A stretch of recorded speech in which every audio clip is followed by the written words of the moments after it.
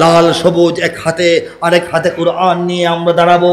পৃথিবীর কোনো শক্তির সাধ্য নাই, সামর্থ্য নাই, দুঃসাহস নাই বাংলাদেশের জলে স্থলে আকাশে মাতব্বরি করতে আসে। ঠিক কিনা? দেশ পরিচয়ে যদিও আমরা বাংলাদেশি সবাই, দেশ পরিচয়ে যদিও আমরা বাংলাদেশি সবাই, মুসলিম বলে আমাদের কোনো সীমানা তো বাধা নাই, মুসলিম বলে আমাদের কোনো সীমানা তো বাধা নাই। চীন আরব হামারা, হিন্দুস্তা হামারা, মুসলিম হো हम वतन है सारा जहां हमारा, तौहीद की अमानत है सीनों में हमारे, आसान ही मिटाना नामो निशा हमारा। ठीक ना? বাধা ভয়হীন মুক্ত স্বাধীন আমরা মুসলমান, যেখানেই আছে একটি মুমিন সেখানে হবে আযান। আল্লাহর দেওয়া ফরমান সে তো আমাদের কুরআন, মুসলিম মোরা মানুষের গড়া মানি না কোনো বিধান। অত্যাচারীর খোলা তলোয়ার কোন হুঁশিয়ারি কোন হুঙ্কার, অত্যাচারীর খোলা তলোয়ার কোন হুঁশিয়ারি কোন হুঙ্কার, রক্ত চক্ষু ফাঁসির রজ্জু মোরা নাহি ভয় পাই, মোরা নাহি ভয় পাই, মোরা নাহি ভয় পাই। মুসলিম বলে আমাদের কোনো সীমানা তো বাধা নাই, মুসলিম বলে আমাদের কোনো সীমানা তো বাধা নাই। বাতিল সে দবনে वाले ऐ आसमान नहीं हम सुबार कर चुका है तू इम्तिहान हमारा, तौहीद की अमानत है सीनों में हमारे, आसान ही मिटाना नामो निशा हमारा। तौहीদের আমানত, একত্ববাদের শক্তি গতি এবং পাওয়ার প্রত্যেকটা মুমিনের অন্তরে অন্তরে আল্লাহ পাক ঢুকিয়ে দিয়েছেন। ঠিক কিনা ধরে বলেন? আমাদেরকে শুধু বাংলাদেশ তো দূরের কথা, পৃথিবীর কোন জমিন থেকে নাম নিশানা মুছে দিয়ে উচ্ছেদ করে দেওয়ার চিন্তা ভাবনা করলেও এটা মারাত্মক ভুল হবে। ঠিক কিনা? লিল্লাহি তাকবীর, লিল্লাহি তাকবীর। দুনিয়ার মুসলিম, ইসলামের শত্রুরা নারে তাকবীর, আল্লাহু আকবার। দুনিয়ার মুসলিম এক হও, এক হও, ইসলামের শত্রুরা হুঁশিয়ার সাবধান। এই তিনটা হচ্ছে 200 কোটি মুসলমানের জাতীয় স্লোগান। ঠিক কিনা? এইগুলি ভোলায় দেওয়ার মলম আমাদেরকে দেওয়া হয়। আমাদের সংস্কৃতিকে নষ্ট করা হচ্ছে। আমাদের সংস্কৃতির মধ্যে বিজাতীয় কলকাতার হিন্দুয়ানি সংস্কৃতি ঢাকা শহরে প্রদর্শন করে সমস্ত মিডিয়ারে হুকুম দিয়া এটা প্রচার করে আমাদের গোটা সন্তানদেরকে বুঝাইতেছে এটা আমাদের সংস্কৃতি। এটা তো আমাদের সংস্কৃতি নয়। বাংলাদেশের একটা বাংলা সন আছে, ঐতিহাসিক ব্যাপার। বাংলা সনের প্রথম দিন নববর্ষ হবে, স্বাভাবিক, নববর্ষ অতীত হয়েছে, কিন্তু কৃষক সমাজ শ্রমিক সমাজ এই দেশের জনতা এইভাবে তো মঙ্গল প্রদীপ জ্বালায়া এই দিনটা পালন করে নাই। মুখের মধ্যে তো উল্কি আঁকে নাই। তারা তো এই মঙ্গল শোভাযাত্রা বাংলাদেশের মানুষ তো 90 সনের আগে করে নাই। 30-35 বছর ধরে বিদেশের সহায়তায় এটা বাংলাদেশে ছড়িয়ে দেওয়ার চেষ্টা চলতেছে। এটা তো না ইসলামী সংস্কৃতি না দেশীয় সংস্কৃতি, এটা হিন্দুয়ানি সংস্কৃতি, কলকাতা থেকে আমদানি করা সংস্কৃতি। ঠিক কিনা বলেন? আমাদের পাঠ্যসূচিতে পরিবর্তন, অঙ্ক বইয়ের মধ্যে ভূগোলের পৃষ্ঠা ঢোকে না, ইতিহাস বইয়ের মধ্যে বিজ্ঞানের পৃষ্ঠা ঢোকে না, হ্যাঁ, অথচ ইসলাম শিক্ষার বইয়ের মধ্যে দুর্গা পূজার ছবি ঢুকে যায়। বলা হয় এটা নাকি ভুল, এটা নাকি ভুল, অন্য কিছু ঢুকতো। কাবা শরীফের পৃষ্ঠার জায়গায় হিমালয় পর্বতের ছবি ঢুকতো, বুঝতাম ভুল। ঠিক কিনা? এইগুলি ষড়যন্ত্র কিনা বলেন? ট্রান্সজেন্ডার নিয়ে কথা বলবো না, এটা বলতেও ঘৃণা লাগে, শুনতে আরও বেশি ঘৃণা লাগবে। এটা সবাই জানি, এটা বাংলাদেশের মানুষকে, বাংলাদেশের তারুণ্যকে আস্তে আস্তে গেলানোর জন্য গোপনে কাজ করেছে, এখন প্রকাশ্যে কাজ করতেছে। এটার পক্ষে যুক্তি দেয়, এটার পক্ষে আইন করে। এইগুলি দিয়া কি বাংলাদেশে ইসলামকে দূরে সরানো যাবে? বাংলাদেশ যদি একটা শরীর হয়, কান খুলে আমি মুহিব খানের এই কথাটা মনে রাখবেন, বাংলাদেশ যদি একটা শরীর হয়, শরীরটা চলে যে আত্মার গুণে, সেই আত্মাটার নাম হচ্ছে ইসলাম। যদি পান খান, পান দেওয়া হয়, পানের মধ্যে জর্দা সুপারি খয়ার চুন দেওয়া হয়, খাইলে খাবেন, না খাইলে ফালায় দিবেন, চেঞ্জ করবেন। হাকিমপুরি জর্দা খাই না, বাবা জর্দা খাই, খাবেন। আপনার মন চাইলে কাঁচা সুপারি ফেলে দিয়ে শুকনা সুপারি খাবেন, এটা হইতে পারে। কিন্তু যখন চিনি পানি গুলিয়ে ফেলে শরবত দেওয়া হবে, আপনার যদি ভাল লাগে শরবত খাবেন, না ভাল লাগলে চিনি কি আলাদা করতে পারবেন? বাংলাদেশ এবং ইসলামকে আল্লাহ পাক চিনি পানির মতো গুলিয়ে ফেলেছেন, বলেন সুবহানাল্লাহ। যার সহ্য হয়, যার আরাম লাগে, যার ভাল লাগে ইসলামওয়ালা বাংলাদেশে থাকতে সে থাকবে, যার ভাল লাগে না আওয়াজ নাই টিকিট কাটবে, বিমানে উঠে দুনিয়ার যেখানে খুশি চলে যাবে। ঠিক কিনা জোরে বলে? এটাই বাস্তবতা, ঠিক কিনা? বাংলাদেশের 90% মানুষ মুসলমান, পাড়ায় পাড়ায় ঘরে ঘরে তাই মসজিদ কোরআন। হিন্দু বৌদ্ধ খ্রিস্টান আছে, গির্জা প্যাগোডা মন্দির আছে, মিলেমিশে সবে থাকতেই হবে, এ যে জন্মস্থান, ঠিক না? যারা ধর্মে ধর্মে যারা ধর্মে ধর্মে সম্প্রীতি চায় করে দিতে বরবাদ, যারা ধর্মে ধর্মে সম্প্রীতি চায় করে দিতে বরবাদ, এরা কেউ নয়, এরা হাতে গোনা কিছু নাস্তিক মুরতাদ। নাস্তিক মুরতাদ, নাস্তিক মুরতাদ চিনে নাও, নাস্তিক মুরতাদ। প্রতিরোধ করো, প্রতিহত করো নাস্তিক মুরতাদ। এদেশের কোনো মুসলমান, এদেশের কোনো বয়ানকারী, এদেশের কোনো বক্তা, এদেশের কোনো আলেম খতিব ইমাম মসজিদ থেকে ময়দান থেকে হিন্দু খ্রিস্টান বৌদ্ধদের বিরুদ্ধে একটা কথাও বলে না। বলে নাস্তিকদের বিরুদ্ধে। কেন বলে? অন্য ধর্মের লোকেরা স্বাধীনভাবে বসবাস করবে, নাগরিক অধিকার তাদের আমাদের মতোই, ঠিক কিনা বলেন? তাদের সুখ দুঃখ ভালো মন্দর দিকে লক্ষ্য রাখা আমাদের দায়িত্ব। হিন্দু ভাইয়ের মিষ্টির দোকানে আগুন লাগলে কি আমরা পানি দিব না? দিব কিনা বলেন? বাড়িতে ডাকাত পড়লে আমরা আগায় যাব না?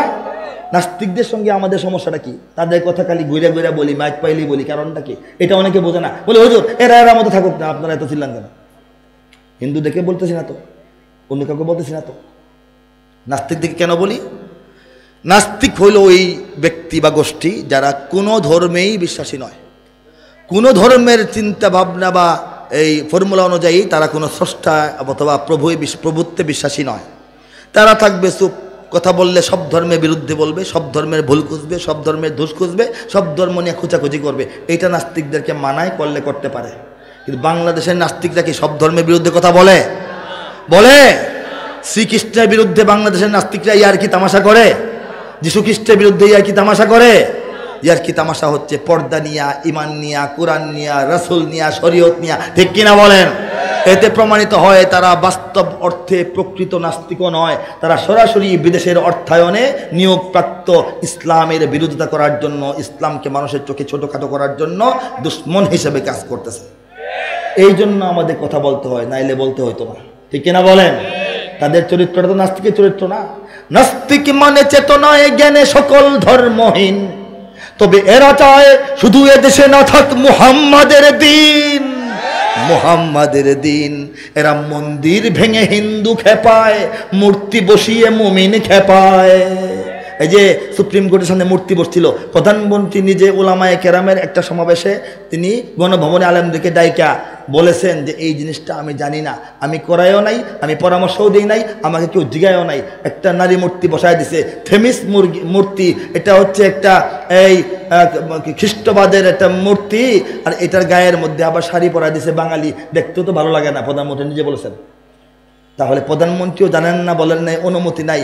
এই দেশে আমাদের আদালতের সামনে নারী মূর্তি বসায় দেওয়ার মতো দুষ্ট নাস্তিকরা আছে না? আছে কিনা? তাদেরকে প্রতিহত করার জন্য আমরা তৈরি আছি কিনা? তৈরি আছি কিনা? জঙ্গি নিয়ে ভঙ্গি করার সময় এবার শেষ। সত্যিকারের জঙ্গি কোথায় দেখছে বাংলাদেশ? আরে ও দেশের মানুষ হইছে নি হুশ পাইছো নি ভয়টের, জঙ্গি বলে আর ডেকো না মোল্লা মুন্সিদের। আওয়াজ আসতে কেন, ভয় পান নাকি? মাদ্রাসাতেই জঙ্গি থাকে এই কথা ঠিক নয়, কলেজ বিশ্ববিদ্যালয়েও জঙ্গি এখন হয়। জঙ্গিবাদের ভয় দেখিয়ে ভিনদেশিরা খেলে, জঙ্গিবাদের ভয় দেখিয়ে ভিনদেশিরা খেলে, একদিকে নয় সব দিকে তাই চোখটা রেখো মেলে।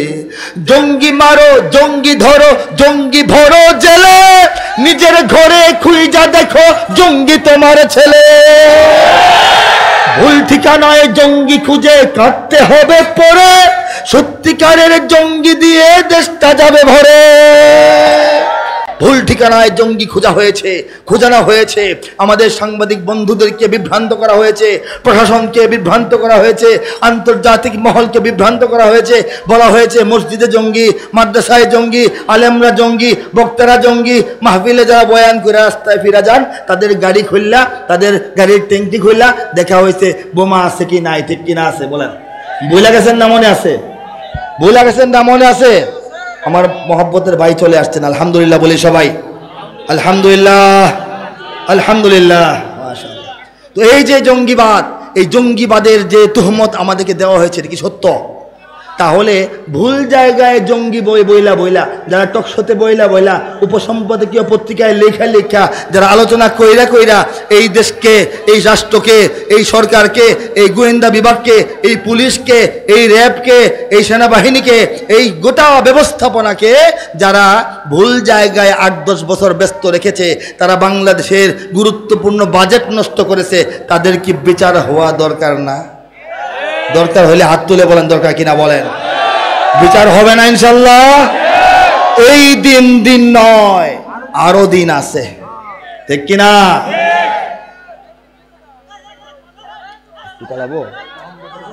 আচ্ছা দেখা যাচ্ছে। দেখেন, চিন্তা করে দেখেন, আমি একটা কথা বলি, 100টা কাক এক জায়গায় বসে আছে। 100টা কাককে তারা এবার জন্য 100টা ঢিল মারতে হবে। কয়টা মারতে হবে? একটা মারলে হয়ে যায় না কাজ? লাঙ্গল আছে, লাঙ্গল তো এখন ব্যবহার হয় না, ছেলেরা চিনে না। লাঙ্গল আছে না? লাঙ্গল বানাইতে শত কোপ দিতে হয়, আস্তে আস্তে, চেছে। কি বলেন ভাই? চেছে আস্তে আস্তে লাঙ্গলের ফলা তৈরি করতে হয়, নাক তৈরি করতে হয়, দাঁত তৈরি করতে হয়, ঠিক কিনা বলেন? কিন্তু এই চুপ করো না কেন তোমরা? আমি তো আরেকবার এই মাহফিল আসবো না তো। মানুষকে কথা বলতে পারতেছি না, মানুষ শুনতে পারতেছে না। হ্যাঁ, যাই হোক, মাশাআল্লাহ। লাঙ্গল বালাই বানানোর জন্য শত কোপ দিতে হয়, আন্দাজ করে আস্তে আস্তে ধীরে ধীরে বুঝে মেপে কোপ দিতে হয়। সেই লাঙ্গলটাকে যদি আমরা লাকড়ি বানায় চুলায় ঢুকাইতে চাই, তাহলে কয়টা কোপ দিতে হবে? 100টা না একটা ঠিক মতো দিলে হয় না? ওরা ইসলামের দুশ্মনরা, যারা এই যে আল্লাহর বাতি নিভানোর জন্য ফু দেয় বলছিলাম না, তারা বাংলাদেশের ইসলামকে বাংলাদেশ থেকে বিচ্ছিন্ন করার জন্য লাঙ্গল বানানোর মতো তলে তলে ধীরে ধীরে গোপনে নীরবে আস্তে আস্তে চাষতে কাটতে এই অনেকগুলি চেষ্টা করে লাঙ্গলের কাছাকাছি যায়, বুঝছেন? 3 মাসের মাহফিল হয় না বাংলাদেশে? 3 মাসের মাহফিলে এই লাঙ্গল চুলার লাকড়ি হয়ে যায়, ঠিক কিনা করে বলে? চুলার লাকড়ি হয়ে যায়। কাজেই বাংলাদেশে ওরা চেষ্টা করবে কিন্তু সফল হবে না। আল্লাহ বলেন, ওয়ালা তাহিনু ওয়ালা তাহজানু ওয়া আনতুমুল আ'লাউনা ইন কুনতুম মুমিনিন। আল্লাহ পাক বলেন, হে মুমিনরা, তোমরা চিন্তা করো না, দুঃখ পেও না, কষ্ট নিও না, হতাশ হও না, তোমাদেরই বিজয় হবে। বলেন সুবহানাল্লাহ। ইন কুনতুম মুমিনিন, যদি তোমরা প্রকৃত মুমিন হতে পারো বা হয়ে থাকো। বলেন সুবহানাল্লাহ। এখন আল্লাহ ওয়াদা করছেন, আমরা মুমিন হয়ে থাকলে আমাদের বিজয় হবে, ঠিক কিনা? আমরা মুমিন হতে পেরেছি না পারি নাই, এটা নিয়ে যারা কথা বলেন, আমি জানি না, অনেকেই হয়তো বলবেন, প্রায় সবাই বলবেন, আমরা তো সেই রকম মুমিনই হইতে পারি নাই। এটাই তো বলা স্বাভাবিক। আমি তো কবি মানুষ, আশাবাদী মানুষ, আল্লাহর সঙ্গেও আশাবাদের সম্পর্ক। আমি বলতে চাই আলহামদুলিল্লাহ, সবাই বলেন আলহামদুলিল্লাহ। মুমিন হিসেবে ইমানের পরীক্ষায় 100তে 99 না পাইলেও 33-এর কম আমরা কেউ পাবো না ইনশাআল্লাহ, ঠিক কিনা? আমরা তো সেই সব মুমিন, আরব থেকে হাজার মাইল দূরে বসবাস করা সত্ত্বেও, রাসূল সাহাবায়ে কেরামের সময় থেকে 1500 বছর পরের মানুষ হওয়া সত্ত্বেও, চতুর্দিকে কোনো মুসলিম রাষ্ট্র না থাকা সত্ত্বেও আল্লাহ পাক আমাদেরকে ঈমান উপহার দিয়েছেন, ঠিক কিনা? আওয়াজ দেন, ঠিক কিনা? আমরা যদি অযোগ্যই হইতাম, আল্লাহ যদি আমাদেরকে রাগ থাকতেন, গুসা থাকতেন, ঘৃণা করতেন, আমাদেরকে কি ঈমান দিতেন? নবীর ছেলেকে ঈমান দিছেন, নবীর বাবাকে ঈমান দিছেন, আরেক নবীর স্ত্রীকে ঈমান দিছেন, আমাদের নবীর চাচাকে ঈমান দিছেন, আমাদেরকে কেন দিছেন? আমরা তো চেষ্টা কষ্ট কিছু করি নাই। আল্লাহ পাক ভালোবাসেন বলে ঈমান দিয়েছেন। আল্লাহ পাক নিজে ভালোবেসে ইচ্ছা করে যে ঈমানটা আমাদেরকে দিছেন, এটা নিরস না সরস? কম দামি না দামি? দামি এবং সরস ইমান, যেটা আমাদের চেষ্টায় নয় আল্লাহর ইচ্ছায় পাইছি, এই ইমানটা কি পরীক্ষা ফেল করবে? আমরা তো সেই সব মুসলমান, দোকান বন্ধ, পরিবার সংসার স্থগিত, চাকরি বন্ধ, সমস্ত জরুরি কাজ ফেলে রেখে ঘন্টার পর ঘন্টা কুয়াশার মধ্যে, শীতের দিন শীতের মধ্যে, গরমের দিন গরমের মধ্যে, মাটির মধ্যে বসে বসে আমরা আল্লাহর কালাম শুনি, ঠিক কিনা বলেন? আমরা তো সেই সব মুসলমান, আল্লাহর রাসূলের বিরুদ্ধে যদি কোনো আওয়াজ আসে, বেয়াদবি হয়, আমরা বাজারের ব্যাগটা বাড়িতে রেখে আসার জন্য সময় দেরি করি না, আমরা ডাইরেক্ট অ্যাকশন বাইতুল মুকাররমের মিছিলে গিয়ে হাজির হই, ঠিক কিনা বলেন? আমরা তো সেই সব মুমিন, ইমানের আহ্বানে নাস্তিকতার বিরুদ্ধে যখন বাস বন্ধ, ট্রাম, নৌকা বন্ধ, সমস্ত কিছু বন্ধ করে দেওয়া হয়, আমরা রাতের অন্ধকারে পায়ে হেঁটে হেঁটে শাপলা চত্বরে লক্ষ লক্ষ মানুষ গিয়ে হাজির হই, ঠিক কিনা বলে?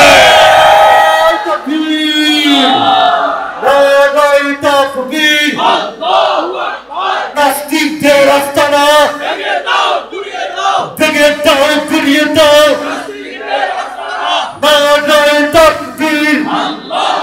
আমরা সেই সব মুসলমান। কাজে হে বাংলাদেশের মুসলমানগণ, ভয়ের কিছু নাই। যেখানে কোনো উপায় নাই সেখানে উত্তম উপায় কে দান করেন? হযরত তারিক বিন জিয়াদ, প্রখ্যাত বিখ্যাত মহাবীর সেনাপতি, ইসলামের একজন সেনাপতি। তাকে উমাইয়া শাসন আমলে পাঠানো হইল ইউরোপ বিজয় করার জন্য।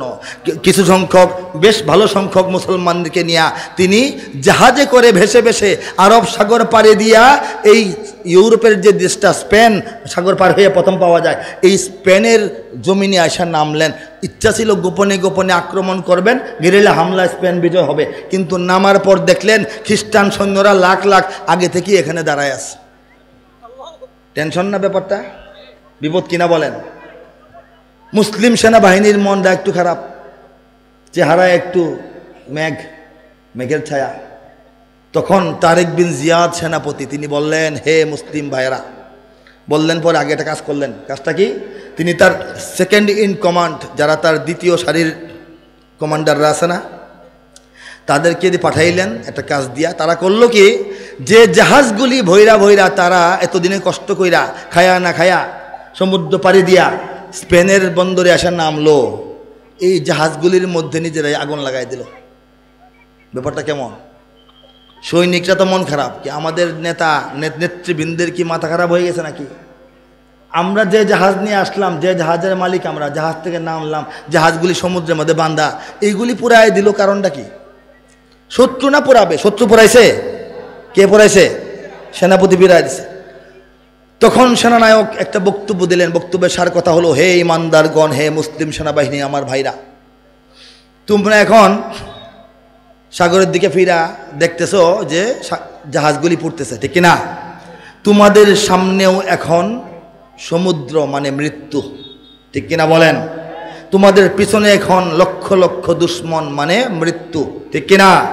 সামনেও মৃত্যু, পিছনেও মৃত্যু, বাঁচতে হলে লড়তে হবে, আর সেই লড়াইয়ে হারলে হবে না, জিততে হবে। এখন অনেক সংগঠনের মিছিলে দেখবেন বাঁচতে হলে লড়তে হবে, এই লড়াইয়ে জিততে হবে, বলে কিনা? এটাও এখান থেকে আসছে, শুরু হয়েছে, এর আগে কেউ বলে না এভাবে, ঠিক কিনা বলেন? বাঁচতে হইলে লড়াই করতে হবে, ভাগার পথ নাই। আর এই লড়াইয়ে অবশ্যই জিততে হবে, না জিতলে ধ্বংস। সামনেও সাগর মৃত্যু, পিছনেও কি মৃত্যু। বক্তব্যের মধ্যে তিনি সামনে বলেছেন সাগর। কেন বললেন সাগর? মুসলিম সেনাবাহিনী তো সাগর থেকে নামছে, সামনে তো স্পেন হওয়ার কথা, কিন্তু আগুন ধরায় দেওয়ার পরে সব ওইদিকে ঘুরছে। আগুন ধরায় দেওয়ার পরে আগুনের ঘটনা দেখার জন্য সবাই সাগরের দিকে আবার ফিরেছে। এই জন্য বক্তব্যের মধ্যে তিনি আরবিতে বলেছেন, তোমাদের সামনে সাগর। সৈনিকরা তখন কোন দিকে ফেরা ছিল? সাগরের দিকে। সৈনিকরা ভাবলো, প্রথম ভাবছিল অনেকে দুর্বল যাদের মন, যে আচ্ছা আসছি যেহেতু সেনাপতির হুকুম, লড়াইটা শুরু করি, সুবিধা হইলে করব, অসুবিধা হইলে তো নৌকা বান্ধায় আছে। বুঝতে পারছেন কথাটা? সুবিধা হইলে লড়াই করব, অসুবিধা হইলে জাহাজ তো আছে, ওইটা যাওয়া যাবে, ঠিক কিনা বলেন? কিন্তু এই যে পালানোর সুবিধা সম্ভাবনা, এটাকে সেনাপতি নিজেই ধ্বংস করে দিলেন। পালানোর পথ নাই, দ্বিতীয় চিন্তা করে লাভ নাই, চিন্তা একটা, বাঁচতে হলে লড়তে হবে, সেই লড়াইয়ে জিততে হবে। সেই লড়াইয়ে মুসলমানরা জিতেছে, বলেন সুবহানাল্লাহ। কেন বললাম? আমাদের এই বাংলাদেশের 18 থেকে 20 কোটি মুসলমান, আমরা ইমানের সৈনিক, ঠিক কিনা? এটা ইমানের দুর্গ আল্লাহ বানাইছেন, ঠিক কিনা? আমাদের তিন দিকে দুশ্মন, একদিকে মহাসমুদ্র। আমাদেরও এই তারেক বিন জিয়াদের সৈন্যবাহিনীর মতোই অবস্থা। আমাদের বাঁচতে হলে লড়তে হবে, এই লড়াই করতে কে কে রাজি আছেন? সবাই প্রস্তুত আছেন তো? ঠিক আছে, ইনশাল্লাহ লড়াইয়ের আহ্বান একটু পরে জানাবো। এই মুহূর্তে আমি আমার হাতে আমার রচিত একটি গ্রন্থ সব জায়গায় আমি নিয়ে যাই, মুমিন বান্দাদের সঙ্গে, মুসলমান ভাইদের সঙ্গে একটু শেয়ার করি একটা খুশির খবর। এই আমার হাতের গ্রন্থটার নাম হচ্ছে আল কুরআনের কাব্যানুবাদ। আল কুরআনের অর্থাৎ কুরআন শরীফের সম্পূর্ণাঙ্গভাবে কবিতার মাধ্যমে অনুবাদ। বলেন সুবহানাল্লাহ। বাল হুয়া কুরআনুম মাজিদ ফি লাওহিম মাহফুজ। আল্লাহ বলেন কুরআন শরীফ আমি লিখে রাখছি বহু আগে, লৌহে মাহফুজে সংরক্ষিত আছে।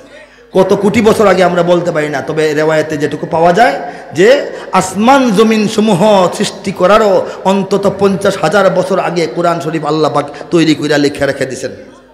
কিন্তু গোটা বিশ্বের মানব জাতির জন্য পূর্ণাঙ্গ জীবন বিধান হিসাবে এই কোরআন আল্লাহ রাসূলের কাছে নাজিল হয়েছে 1,500 বছর আগে, ঠিক কিনা জোরে বলেন? এই বিগত 1,500 বছরের কোরআনের ইতিহাসে কোরআনের অনেক দেশে অনেক ভাষায় তর্জমা হয়েছে বলি আলহামদুলিল্লাহ, অনেক দেশে অনেক ভাষায় তাফসীর হয়েছে বলি আলহামদুলিল্লাহ। কিন্তু কামা হাক্কুহু যথাযথভাবে নিয়ম কানুন মেনে শর্ত শরায়েত জেনে যেভাবে হইলে সুন্দর হয়, উত্তম হয়, সঠিকতার কাছাকাছি হয়, বিশুদ্ধ মাত্রায় হয়, সেইভাবে পৃথিবীর কোনো দেশে কোনো ভাষায় আজ পর্যন্ত পূর্ণাঙ্গ কুরআনের কাব্যিক অনুবাদ সুন্দরভাবে হয়েছে বলে কোনো প্রমাণিত তথ্য নাই। মহান রব্বুল আলামিন তার দয়ায়, তার মায়ায়, তার ফয়সালায়, তার ইচ্ছায়, তার তাকওয়িনী সিদ্ধান্তে, তার কুদরতি সাহায্যে তার এই নগণ্য বান্দার হাতে পূর্ণাঙ্গ কুরআনের কবিতায় অনুবাদের কাজটি করিয়েছেন। বলেন সুবহানাল্লাহ। এই কাজ করতে হলে কবিতার মান ঠিক থাকতে হবে, ভাষার মান ঠিক থাকতে হবে, সাহিত্যের মান ঠিক থাকতে হবে, ছন্দ ঠিক থাকতে হবে, অন্তমিল ঠিক থাকতে হবে, আরবি থেকে বাংলা বানানোর নাহু সরফ ফাসাহাত বালাগাতের নিয়ম কানুন ঠিক থাকতে হবে। সমস্ত আরবি আর আল্লাহর কালামের আরবি এক কথা নয়। আল্লাহর কালামের তো কোনো অনুবাদই হয় না, আল্লাহর কালামের মানের অনুবাদ হয়। এটা জটিল ব্যাপার। আল্লাহর কালামের যে মহত্ব, এর যে তাৎপর্য, এর যে গুরুত্ব, এর যে গভীরতা, এর যে বিস্তৃতি, এর যে উন্নতি, এর যে উচ্চতা, এর যে অভিজাত্য, এর যে ভাব গাম্ভীর্য, এটা রক্ষা করতে হবে। শুরু থেকে শেষ পর্যন্ত ধারাবাহিক হইতে হবে। প্রত্যেকটা আয়াতের স্বতন্ত্র অনুবাদ হইতে হবে। পড়লাম একটা, বুঝলাম একটা, লেখলাম একটা হবে না। যা বলেছেন আল্লাহ, যেভাবে বলেছেন, যে জন্য বলেছেন, যে ভাব নিয়ে বলেছেন, যতটুকু বলেছেন ততটুকু দিয়ে এই কবিতা বানাইতে হবে। আরো অনেক রকমের শর্ত আছে। এই সমস্ত শর্তের প্রতি মোটামুটি খোরাকের বুঝ খেয়াল রেখে সুন্দরভাবে এই কাব্যানুবাদের কাজটি আল্লাহ পাক করাইছেন। 2 পৃষ্ঠা শুনবেন না? শুনবেন? আউযু বিল্লাহি মিনাশ শাইতানির রাজীম। বিসমিল্লাহির রহমানির রহিম। বিতাড়িত শয়তান থেকে চাই আল্লাহর আশ্রয়, বিতাড়িত শয়তান থেকে চাই আল্লাহর আশ্রয়। আল্লাহর নামে যিনি দয়াবান পরম করুণাময়।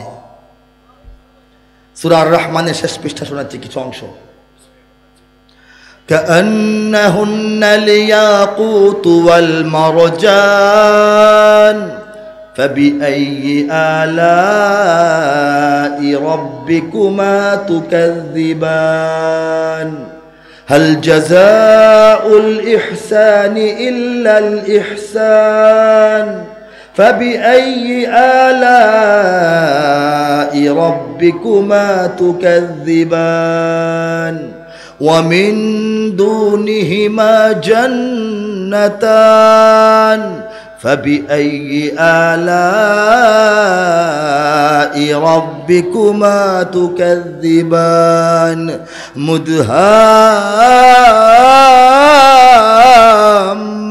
مدهامتان فبأي آلاء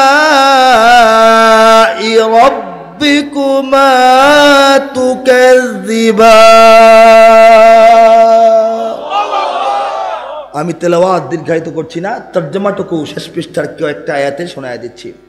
পদ্মরাগ ও প্রবালের মতো হারা দীপ্যমান ইয়াকুত ওয়াল মারজান, পদ্মরাগ ও প্রবালের মতো হারা দীপ্যমান, তবে তোমাদের প্রতিপালকের মানিবে না কোন দান।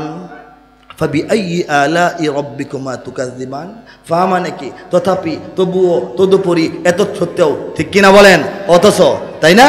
হ্যাঁ, ফাবিআইয়ি আলাই রাব্বিকুমা তুকাযযিবান, উত্তম কাজে উত্তম ছাড়া কিবা হবে প্রতিদান, তবে তোমাদের প্রতিপালকের মানিবে না কোন দান। এ দুটি ছাড়াও সেখানে রয়েছে আরো দুটি উদ্যান, তবে তোমাদের প্রতিপালকের মানিবে না কোন দান। উদ্যান দুটি কৃষ্ণাভ ঘন সবুজ দৃশ্যমান, তবে তোমাদের প্রতিপালকের মানিবে না কোন দান। দুটি উদ্যানের রবে চঞ্চলা ঝর্ণা প্রবহমান, তবে তোমাদের প্রতিপালকের মানিবে না কোন দান। তাতে ফলমূল খেজুর আনার থাকিবে বিদ্যমান, ফিহিমা ফাকিহাতু ওয়া নাখলু ওয়া রুম্মান, তবে তোমাদের প্রতিপালকের মানিবে না কোন দান। আর সে হুরেরা, সুশীলা রূপসী রমণী কুলের সেখানে অবস্থান, তবে তোমাদের প্রতিপালকের মানিবে না কোন দান। আর সে হুরেরা স্বর্গ তাবুতে রবে অপেক্ষমান, তবে তোমাদের প্রতিপালকের মানিবে না কোন দান। লাম ইয়াতমিসহুন্না ইনসুন ক্বাবলাহুম ওয়ালা জান, তাহাদের আগে না ছুঁয়েছে জিন, না ছুঁয়েছে ইনসান, তবে তোমাদের প্রতিপালকের মানিবে না কোন দান। সবুজ ও সুন্দর গালিচায় বসিবে দিয়ে হেলান, তবে তোমাদের প্রতিপালকের মানিবে না কোন দান। সর্বশেষ আয়াত, তাবারাকাসমু রাব্বিকা যিল জালালি ওয়াল ইকরাম, আল্লাহর ইচ্ছায় হওয়া কাব্যানুবাদ। কত সুমহান হে নবী তোমার রবের নামের শান, কত সুমহান হে নবী তোমার রবের নামের শান। মহান অনুভব গৌরবময় তিনি মহামহিয়ান। ঠিক এই মাপে, এই তালে, এই ছন্দে, এই সৌন্দর্যে, এই প্যাটার্নে, এই ডিজাইনে, এই রকমে আল্লাহ পাক সম্পূর্ণ কুরআনের শুরু থেকে শেষ পর্যন্ত 114টা সূরার মধ্যে অবস্থিত 6000-এর অধিক আয়াত, ছোট আয়াত, বড় আয়াত, নরম আয়াত, কঠিন আয়াত, সরল আয়াত, সহজ আয়াত, জটিল আয়াত, সমস্ত আয়াতের তর্জমাগুলি ঠিক এই কবিতার মতো সুন্দর ভাজে ভাজে কাব্যে কাব্যে আল্লাহ পাক করায় ফেলছেন মাত্র 240 দিনের মেহনতে। নিঃসন্দেহে আল্লাহর কারিশমা, কোরআনের মুআজিজা, আমার কিছু না। আল্লাহ কামলা নিয়োগ করছেন, কামলা হিসেবে কাজ করেছি। যেহেতু করাবেন, কাজে আল্লাহ পাক যোগ্যতা দিছেন, অন্তরের মধ্যে ঢালিয়া দিছেন, মেধার মধ্যে ঢুকাইয়া দিছেন, তাড়াতাড়ি করাইয়া দিছেন। আল্লাহ করাইছেন বলে করেছি, আল্লাহ পারাইছেন বলে পেরেছি। বলেন আলহামদুলিল্লাহ। যারা সংগ্রহ করতে চান, গাড়িতে ড্রাইভারের কাছে কিছু কপি থাকে, সংগ্রহ করার চেষ্টা করবেন ইনশাআল্লাহ। এটা সারা দেশে 1200 টাকা লেখা থাকে, কিন্তু আমার গাড়ি থেকে আমার প্রতি সম্মান জানিয়ে প্রকাশক মহোদয় 1000 টাকা দিয়ে এটা যেন ড্রাইভার সাহেব মানুষকে দেয়, সেই ব্যবস্থা সে করেছে। আলহামদুলিল্লাহ। হ্যাঁ, এটা কোনটা? আমি তো আপনাকে এমনি, আচ্ছা আচ্ছা, এটাই তোমার হাতে।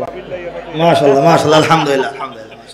আমি তো আপনাকে এটা প্রকাশের পর দেখা হয় নাই, বোধহয় খুঁজতেছি আমি আপনাকে।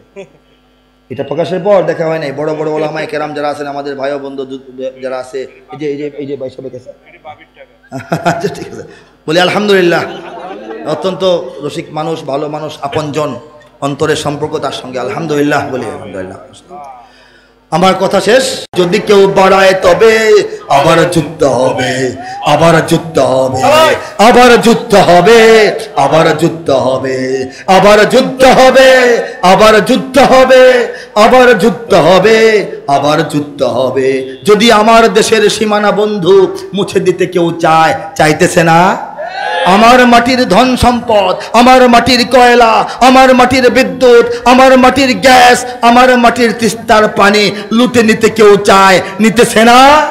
যদি আমার সাগরে, আমার পাহাড়ে ফেরায় লোভের চোখ, আমাদের পাহাড়ের 3টা জেলা ভিন্নভাবে বিচ্ছিন্ন করে দিয়ে তারা সেখানে একটা খ্রিস্টান রাষ্ট্র বানানোর চক্রান্ত করতেছে কিনা, ঠিক কিনা বলেন? যদি আমার সাগরে, আমার পাহাড়ে ফেরায় লোভের চোখ, আমি আমি শুধু মুহিব খান না, সবাই নিজের আঙুলতে দেখান, আমি নিজেকে দেখান, আমি প্রতিবাদে জ্বলে উঠবই, তবে যা হবার তাই হোক। এই শান্ত সবুজ পতাকায় যদি পড়ে শকুনের থাবা, আমেরিকার থাবা, দিল্লির থাবা, মস্কোর থাবা, তেল আবিবের থাবা, বেইজিংয়ের থাবা, ঠিক কেন ধরে বলে? এই সুপ্ত বারুদ জাতি নিয়ে ফের খেলে যদি কেউ দাবা, এমন এক জাতি প্রত্যেকটা অন্তরে অন্তরে ইমানের বারুদ আল্লাহ পাক ঘুম পাড়ায় রাখছেন, মেসের কাঠির বারুদের মতো, জায়গা মতো ঘষা দেওয়া হলে একসঙ্গে দাও দাও করে ইমানের বারুদ জ্বলে উঠবে ইনশাল্লাহ, ঠিক না? এই সুপ্ত বারুদ জাতি নিয়ে ফের খেলে যদি কেউ দাবা, কোটি মানুষের প্রাণের কুটিরে, হিন্দু, মুসলিম, বৌদ্ধ, খ্রিস্টান, পাহাড়ি, বাঙালি, যাবতীয় সমস্ত রকমের সংস্কৃতির মানুষের এটা হচ্ছে প্রাণের ভারী ঘর, প্রাণের ঠিকানা। এটাই বললাম যে এই প্রাণের কুটিরে আগ্রাসনের হাত যদি কেউ বাড়ায়, তবে আবার যুদ্ধ হবে, আবার যুদ্ধ হবে, আবার যুদ্ধ হবে ইনশাআল্লাহুল আজিজ। আল্লাহ পাক বোঝার, শোনার, নিজে পালন করার, ছড়ায়া দেওয়ার, চেতনাকে বিস্তার করার তৌফিক দান করুন, আমিন। ওয়া আখিরু দাওয়ানা আনিল হামদুলিল্লাহি রাব্বিল আলামিন ওয়াস সালাতু ওয়াস সালামু আলা সাইয়্যিদিল মুরসালিন। আসসালামু আলাইকুম ওয়া রাহমাতুল্লাহি ওয়া বারাকাতুহু।